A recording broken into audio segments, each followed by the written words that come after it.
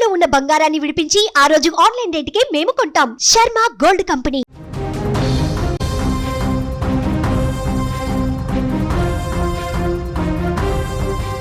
హిమాలయాల కింద పెను ప్రమాదం పొంచి ఉందా? రాబోయే 2 భారీ భూకంపాలు ఎలాంటి విధ్వంసం సృష్టించబోతున్నాయి? రిక్టర్ స్కేల్ మీద 8 కంటే ఇంకా అంతకంటే ఎక్కువ తీవ్రతతో భూకంపం రాబోతుందా? ఇవే ప్రశ్నలు ఇప్పుడు అందరి మెదడుల్లో మెదులుతున్నటువంటి పరిస్థితి ఉంది. యావత్ దేశం చూపు హిమాలయాల వైపే ప్రస్తుతం ఉంది. హిమాలయాల్లో అసలు ఏం జరుగుతుందన్న ఆసక్తి కనిపిస్తోంది. ప్రధాన కారణం హిమాలయాల్లో 2 భారీ భూకంపాలు రావచ్చు అని చెప్పి ఒక హెచ్చరిక రావటమే ఇప్పుడు అందరిలో కూడా భయం రావటానికి కారణం. ఇటీవలే అత్యధిక ముప్పు పొంచి ఉన్న జోన్ 5గా శాస్త్రవేత్తలు ఇటీవలే వర్గీకరించారు. ఇప్పటి వరకు కూడా భూకంప ప్రమాద తీవ్రతకు సంబంధించిన మ్యాప్లో సవరణలు చేస్తూ కొత్త మ్యాప్ను తీసుకొచ్చారు. దేశంలో 60% పైగా ప్రాంతాలు సెస్మిక్ హెజర్డ్ మ్యాప్లో చోటు చేసుకోవటం ఆందోళన రేపుతోంది. ఈ ప్రాంతాల్లో ఒక మోస్తరు నుంచి భారీ భూకంపాలు వచ్చే అవకాశం ఉంది అన్నది ఇక్కడ క్లియర్గా అర్థమవుతోంది. గత అక్టోబర్లో వచ్చిన ఒక అధ్యయనం హిమాలయాలు భారీ భూకంపాలకు కేంద్రంగా ఉన్నాయని చెప్పి సమాచారం వస్తోంది.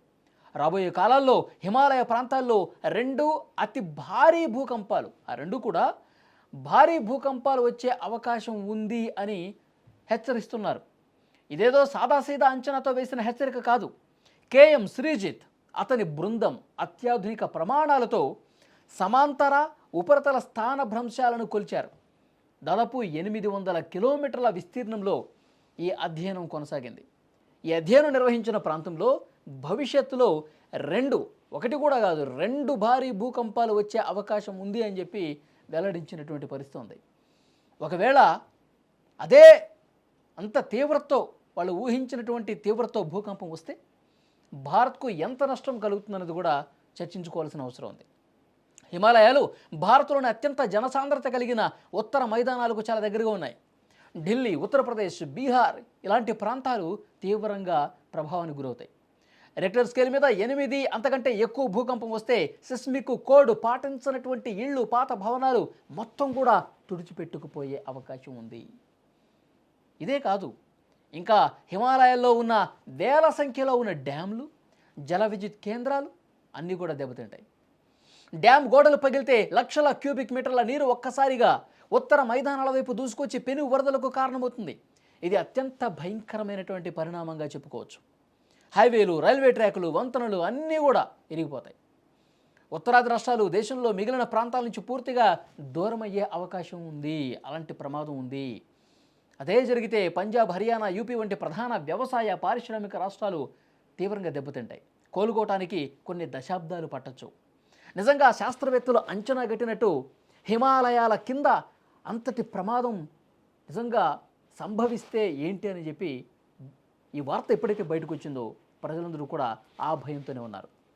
2025 సంవత్సరం అయిపోతుంది. ఒకవేళ 2026 సంవత్సరంలో ఇక్కడ నిజంగా అక్కడ ఆ శాస్త్రవేత్తలు అంచనా కట్టినటువంటి ప్రమాదం సంభవిస్తే సిచ్యువేషన్ అసలు ఎంత ప్రమాదకరంగా ఉంటుంది ఊహించుకోవటమే కష్టంగా ఉన్నటువంటి సిచ్యువేషన్ ఉంది.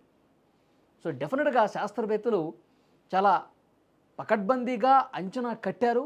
ఏ క్షణమైనా సరే అది జరుగుతుంది.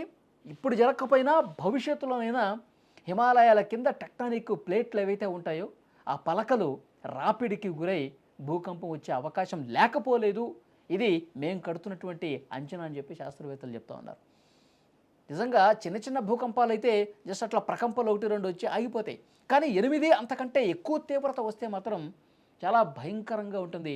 ఉత్తరాది రాష్ట్రాలు మొత్తం కూడా అతలాకుతలమయ్యే ప్రమాదం ఉంటుంది.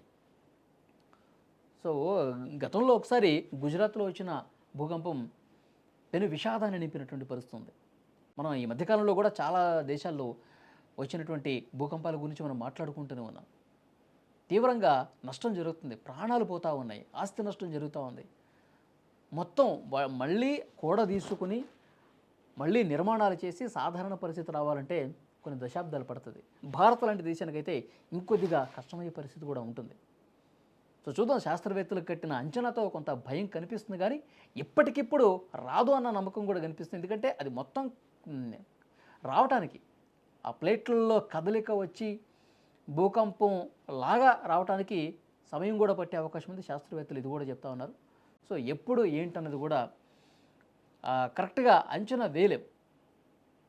సో ఇప్పటికిప్పుడు అలాంటి ప్రమాదం ఉండకపోవచ్చు అని చెప్పి ఒక చర్చ కూడా వినిపిస్తోంది. సో చూద్దాం భవిష్యత్తులో ఎలాంటి పరిణామాలు ఉంటాయని.